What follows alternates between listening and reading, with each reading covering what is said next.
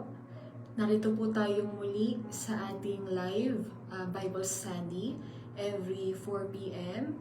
At itutuloy po natin yung topic po natin simula last week na ang title po ay Skipping Church is Costing You More Than You Think. Pero basahin ko po muna dito sa John chapter 15 po, verse 5. I am the vine, you are the branches. The one who remains in me and I in him produces much fruit because you can do nothing without me.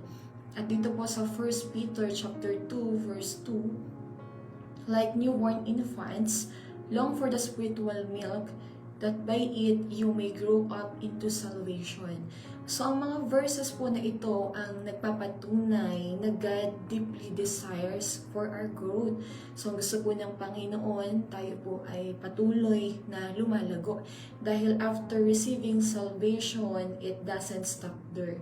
We need to continue building our relationship to God. So dapat po ay nagagawa po natin yung mga paraan para patuloy po natin na mapalalim ang relasyon po natin sa Panginoon. So ulitin ko po, hindi po ito natatapos lamang doon sa natanggap po natin yung salvation po natin. At God uses not only His Word and prayer, but also our fellowship with other believers to strengthen and nourish our spiritual growth. Kaya mga kapatid, malaki po ang naitutulong ng simbahan for our growth. Bloom where you are planted. Lumago ka kung saan ka itinatanim o inilalagay ng Panginoon na simbahan. Kaya hindi po maaari na wala po tayong involvement sa mga simbahang kinabibilangan natin. Muli po, ang title po ng pag-uusapan natin at pag-aaralan po natin sa hapong ito ay Skipping Church is Costing You More Than You Think. So ito po ay continuation. At nandito na po tayo sa number 13. Spiritual gifts are meant to serve others. At yan po ay mababasa po natin dito po sa 1 Peter chapter 4 verse 10. Each of you should use whatever gift you have received to serve others as faithful stewards of God's grace in its various forms. Dito po sa Tagalog, bilang mabuting katiwala ng iba't ibang kaloob ng Diyos, gamitin niyo sa kapakinabangan ng lahat ang kakayahang tinanggap ng bawat isa sa inyo. So tayo pong mga believers, so tayo pong mga mananampalataya na, tayo po ay tumanggap ng iba't ibang kaloob. Maaring may ilan po sa atin ay pinagkalooban na magpahayag ng salita ng Diyos na kapag ikaw na ang nangaral ay nabubuksan ang isipan ng mga tao. So may ilan naman po sa atin may maaring tumanggap ng kaloob na ikaw ay may kakayanan na makapag-encourage sa iba, na kapag ikaw na ang kausap, binibigyan ka ng Diyos ng wisdom kung paano makikipag-usap sa mga taong dumadaan sa struggles. Or ilan sa atin ay pinagkalooban po ng kakayanan na maglingkod. Na kapag sinimulan mo ng maglingkod, ibinibigay sa iyo ng Diyos yung lakas at kakayanan na kailangan mo para siya ay mapaglingkuran mo ng maayos. So tayo daw po ay mga stewards lamang ng mga kaloob na ito. Pag sinabi po natin steward, meaning ine-entrust lamang sa atin ito ng Diyos at responsibility po natin na maging faithful steward ng mga kaloob na ito. At kung hindi po natin nagagamit ang mga kaloob na ito, we fail to be a faithful steward. Ulitin ko po, ang bawat believer ay binigyan po ng Diyos ng iba't ibang kaloob, not for our personal gain, but to serve one another and most especially to glorify God.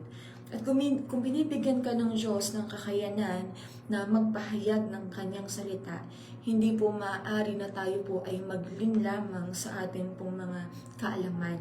Kung ikaw ay binibigyan ng Diyos ng kakayanan na mangaral ng kanyang salita, magpahayag ng salita ng Diyos sa mga tao, dapat lamang po na tayo po ay mag-aral ng kanyang salita. Soak in His presence and ask God for wisdom. Don't hesitate to speak for truth dahil kapag yan ay kalooban ng Diyos, sasamahan ka niya, lalo na kung ito ang pangailangan ng mga tao. Kung ikaw naman ay pinagkalooban ng Diyos na maglingkod, magpagamit ka kung saan ka kailangan. Huwag po tayong namimili. Lantad man o hindi na paglilingkod, ang higit na mahalaga ay magamit po tayo ng Panginoon kung saan po tayo kailangan. Halimbawa, kung ang trabaho mo sa simbahan, ikaw yung tagahatid sundo. Alam niyo po, ito yung isang trabaho na nakakapagod. Amen po ba? Yung maghatid sundo ng mga tao. At kung ang trabaho mo ay tagapaglinis ng simbahan, o kaya naman ikaw yung usher, ikaw yung nag-e-entertain sa mga tao. Naalala ko po nitong nakaraan, meron po kasing isang baguhan na kabataan po na dumadalo dito, and glory to God po, simula po nung siya ay dumalo, tuloy-tuloy na po yung kanya pong pag-attend. At kahit po sa soul winning ay nakakasama na po namin siya. At alam niyo po, isang bagay na sinabi po sa akin ng kabataan na ito, bukod sa nararanasan po niya ang presensya ng Panginoon dito po sa atin pong simbahan, ang isa pa pong dahilan niya ay naramdaman daw po niya na siya po ay pamilya dito sa Rema. At alam niyo po, yung mga tao na kinakausap natin every Sunday, lalo na kapag ito ay baguhan at ang trabaho mo ay mag-entertain sa mga taong ito, akala mo wala lang yung ginagawa mo. Pero hindi mo nakikita na dahilan sa pakikipag-usap mo sa kanila, nararamdaman nilang sila ay pamilya, at ito rin ang nagiging isang dahilan kung bakit sila ay bumabalik-balik sa simbahan. So yung number 13 po natin, spiritual gift are meant to serve others. So kung ano man po yung kaloob na ibinigay sa atin ng Panginoon, maganda po na ito ay magamit natin para mapaglingkuran pa din ang iba. At yung number 14 naman po, church helps you resist sin. Dito po sa James chapter 5 verse 16. Therefore, confess your sins to each other and pray for each other so that you may be healed. The prayer of a righteous person is powerful and effective. Isa po sa trabaho natin sa isa't isa ay ang magbantayan sa pamamagitan ng panalangin. Hindi po maaari na yung mga sarili lamang po natin ang pinagpipray po natin. Dahil kapag tayo po ay may simbahan ng kinabibilangan, trabaho din po natin na bantayan at ipanalangin po ang mga kapwa natin mananampalataya. May kanya-kanya po tayong battles and struggles po na pinagdadaanan, at madami pong strategies na gagamitin ng kaaway para tayo po ay mapagbagsak. Ngayon po, isang nagiging dahilan kung bakit tayo po ay nakapagpatuloy, hindi lamang po ito dahil sa tayo po ay nagpe-pray, kundi may mga tao pong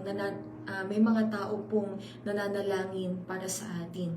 At isa po sa strategy ng kaaway para tayo po ay mapabagsak ay ipupush ka niya na magkasala.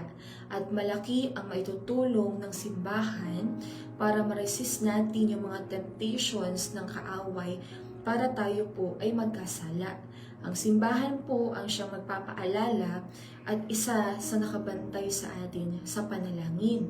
Kaya nga po mga kapatid, wag na wag tayong lalayo sa simbahan.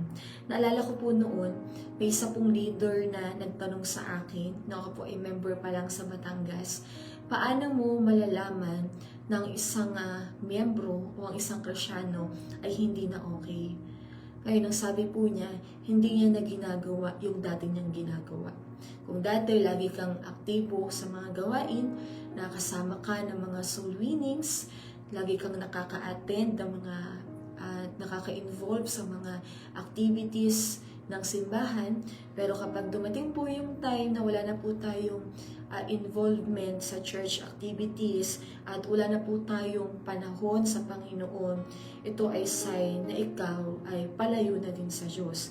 At kapag tayo po ay malayo na sa Panginoon, mas malapit ka sa pagkakasala. At kapag nagsimula ka ng magkasala, ang sabi nga po ng kanyang salita, ito po ang nagiging hadlang sa kasagutan ng atin pong mga panalangin.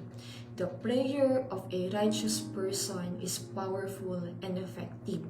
Kaya yung mga prayer po natin ay hindi na effective kasi hindi ka na namumuhay sa harapan ng Diyos righteously.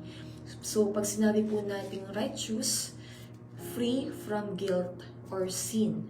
At yung number 15 naman po, yung last po sa pag-aaralan po natin sa hapon pong ito, you learn how to love like Christ. Ulitin ko po, yung number 15 po natin, you learn how to love like Christ. Dito po sa John, chapter 13 po, verses 34 to 35.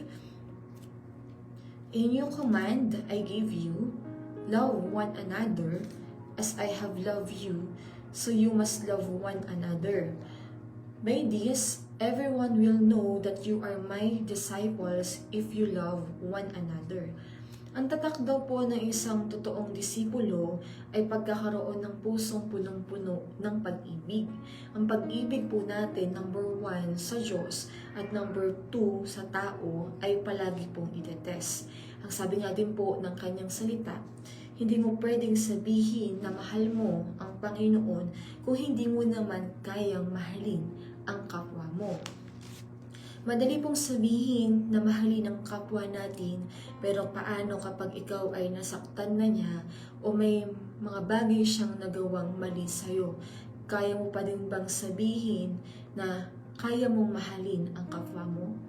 Pero ang paalala nga po sa atin sa 1 Peter chapter 4 verse 8 na napapawi ng pag-ibig ang anumang uri ng kasalanan. Ang pag-ibig po ay makapangyarihan. Ang sabi po dito sa verse na pinag-aaralan po natin, love one another. Dapat ang nagbubuklod sa atin as a church ay ang pag-ibig na nagmumula sa Diyos. Mahalin natin ang isa't isa kung paano tayo minamahal ng Diyos. Ang puso po natin ay walang kakayanan talaga ng magmahal at magpatawad unless magkaroon po tayo ng puso na kagaya ng sa Panginoon. At ito po ang isa sa mahalagang command ng Diyos to love one another. Ang Espiritu po ng Diyos ay madaling makakakilos sa simbahang nandun ang pag-ibig. At alam po ng Diyos, kaya nga ito yung sinasabi niya na kailangan po nating matutunan na mahalin ang isa't isa.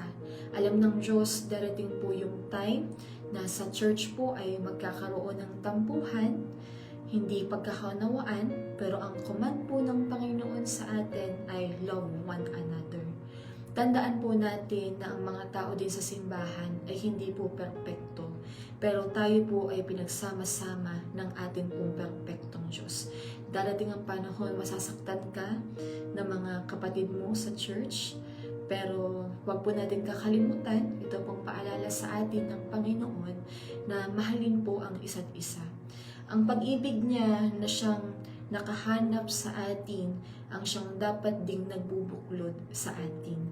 I-close ko po ito sa isang kwento. Naalala ko po noon, meron po akong isang naging member, na ito pong membrong to ay nagtampo sa akin.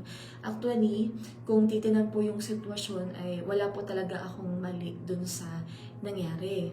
Pero dahilan po dun sa nangyaring ito pong member ay dahil nga nagtampo ay hindi na po umattend. At bukod po sa kanya, yung kanya pong anak or yung kabataan din po na anak niya ay hindi na rin po niya pinapayagan na dumalo. So, nung time po na yun, ito pong pangyayari ay kinento ko po kay Pastor Boy. At ang sabi ko po sa kanya, alam ko po na doon po sa nangyari, wala po akong ginawang mali. Pero alam niyo po, nagulat po ako doon sa sinabi sa akin ni Pastor Boy. Ang sabi niya, mag-sorry ka alang-alang sa kanyang anak. Kasi sabi ni Pastor Boy, para payagan po na yung anak niya na makasimba at makadalo po ng mga gawain, ay kailangan ko po talagang mag-sorry. Alam niyo po nung una, hindi ko po talaga siya nauunawaan. Kasi nga po, sabi ko, Lord, wala naman akong ginawa kung tutuusin. Siya nga yung may kasalanan, pero bakit kailangan kong mag-sorry? Para alam niyo po, nung madaling araw na ako po ay nagpe-pray, na-remind po ako ng Panginoon sa meaning ng love.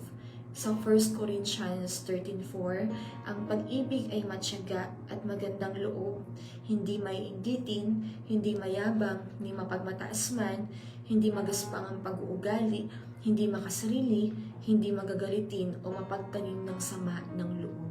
So alam niyo po, nung nagpipray ako noon ng madaling araw, iyak po ako ng iyak sa Panginoon. At ako po ay nagsorry dun sa tao, hindi po dahil inutos lang sa akin ang pastor ko, or hindi rin po dahil sinasaalang-alang ko po yung miyembro ko po na kabataan na anak po nito pong member na ito, kundi dahil mahal ko po yung tao. Kaya nga, kagaya po ng sinasabi ko po kanina, darating po ang panahon na ang pag-ibig po natin, number 1 sa Diyos at number 2 sa tao ay itetest. At hindi po natin maaaring sabihin na mahal po natin ang Panginoon kung yung kapwa po natin na atin pong nakikita ay hindi po natin kayang mahalin. So ito pong tatlong pinag-aralan po natin, ang ilan po sa dahilan kung bakit skipping church is costing you more than you think. Maraming salamat po sa inyong pakikinig. Close na po natin sa isang panalangin. Lord, salamat sa mga bagay na naituro mo sa amin. Dalangin ko, Panginoon, na matuto pa kami, Lord, na maki-involve pa sa mga activities ng simbahan. Alam namin, Panginoon, na mas malaki ang maitutulong nito para sa aming spiritual na paglago at madami pang nagagawa ito sa amin, O Diyos. At we pray, O God, na matuto pa kami na mas maging committed pa, Panginoon. Salamat po, O Diyos. Binabalik po namin sa iyo ang lahat ng pagsamba sa pangalan ni Jesus. Amen. Magandang hapon po at salamat po sa inyong pakikinig.